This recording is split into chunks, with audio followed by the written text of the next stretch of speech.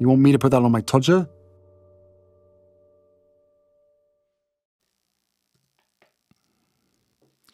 Harry's wife. The Playboy interview. Hello, I'm H.G. Tudor. Now, we all know that Harry's wife is a bastion of equality and a hugely committed feminist. After all, in October 2018, she told us, "Women's suffrage is about feminism, but feminism is about fairness. Suffrage is not simply about the right to vote, but also about what that represents, the basic and fundamental human right of being able to participate in the choices for your future and that of your community." On International Women's Day in 2019, she explained, "I agree with Annie Lennox that we must be global feminists and include men and boys. If you have boys as part of the conversation as well, you're moving the needle in a different way, because they're not mimicking learned behaviour that could be incredibly sabotaging for young girls' potential." At the UN conference in 2015, she wheeled out the story that she's used many times since. "When I was just 11 years old, I unknowingly and somehow accidentally became a female advocate. It was around the same time as the Beijing conference, so a little over 20 years ago, where in my hometown of Los Angeles, a pivotal moment reshaped my notion of what is possible.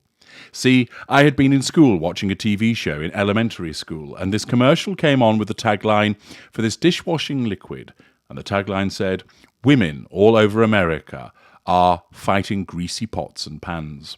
2 boys from my class said, 'Yeah, that's where women belong, in the kitchen.' I remember feeling shocked and angry, and also just feeling so hurt.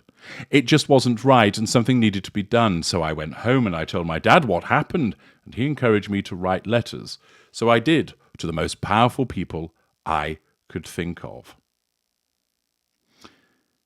In 2015, she stated, "I think the biggest part of being a girl boss in the office or at home or anywhere you go is just knowing your value."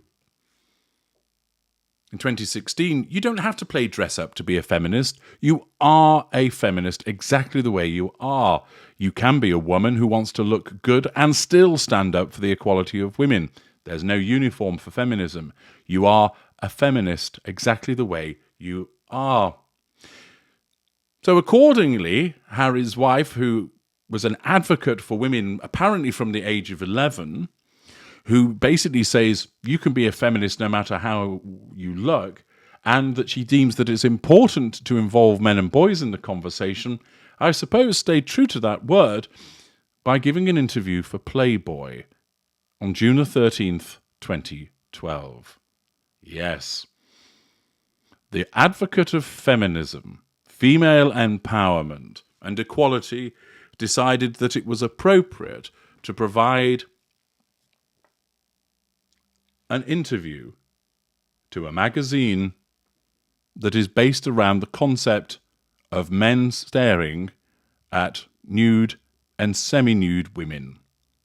And let's not beat around the bush for now, but recognize that basically most men would be reading these magazines to crack one off beautiful women that are getting their boobs and whatever else out.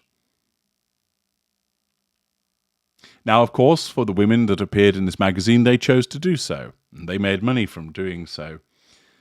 But it would be filed ordinarily under objectification. The men aren't interested in whether she's got a nice personality and what her achievements are. They're not interested in whether she wants world peace or equality.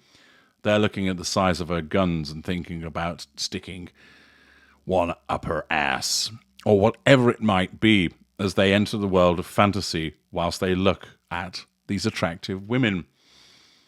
And accordingly, is that female empowerment? Is that something about being an advocate for women? Naturally, once again, Harry's wife demonstrates the hypocrisy of her position by saying, oh, I'm a feminist and a female advocate, and then giving an interview to an organization that's known for exploiting women because of their looks and their sexuality.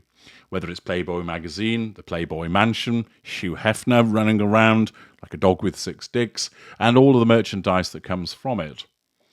Whilst Playboy has now just become something that's online and the print magazine no longer exists because of the changes of taste rather, in respect of how people access the material, Harry's wife still saw fit back in 2012 as a mature adult to decide, I will give an interview to Playboy.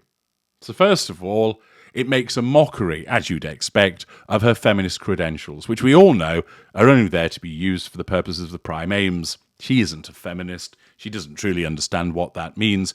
And she bandies the word around in order to use it to triangulate with people for the purposes of drawing a response and managing her facade. She doesn't understand, she doesn't behave like one, and this is further evidence of the fact that she doesn't behave like a feminist, that she deems that it's appropriate to become involved in an interview with a magazine that is all about the objectification of women.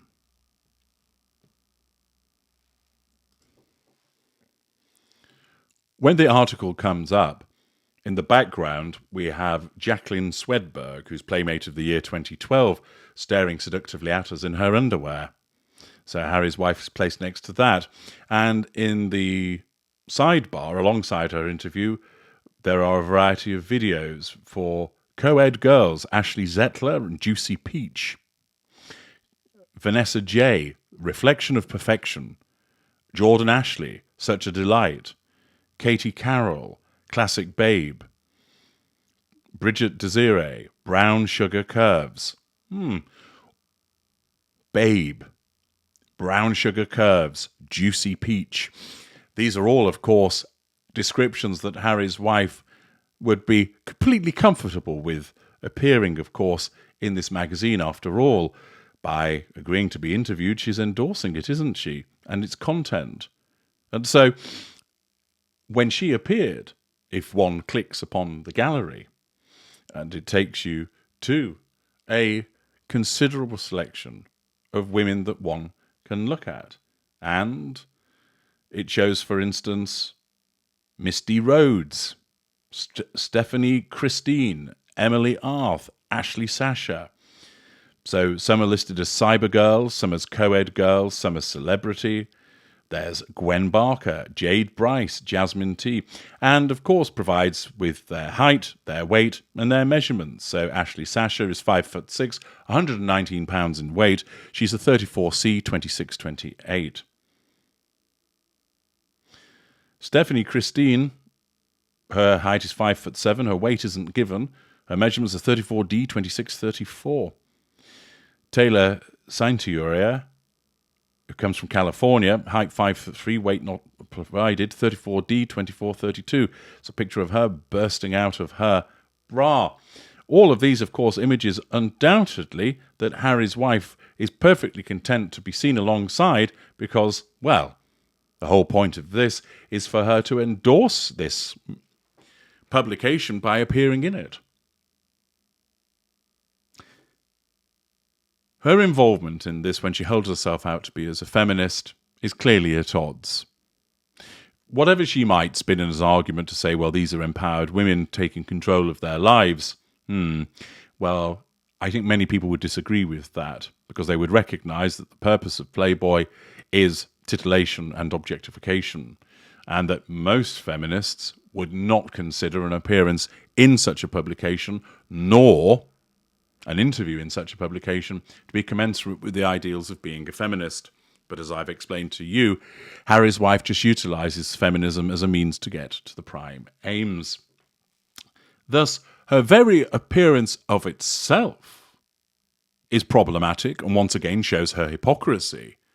But in the second section of this video, I'm going to dive into what she actually has to say in the interview, which provides us with more entertainment with regard to the world of Harry's wife. Join me there.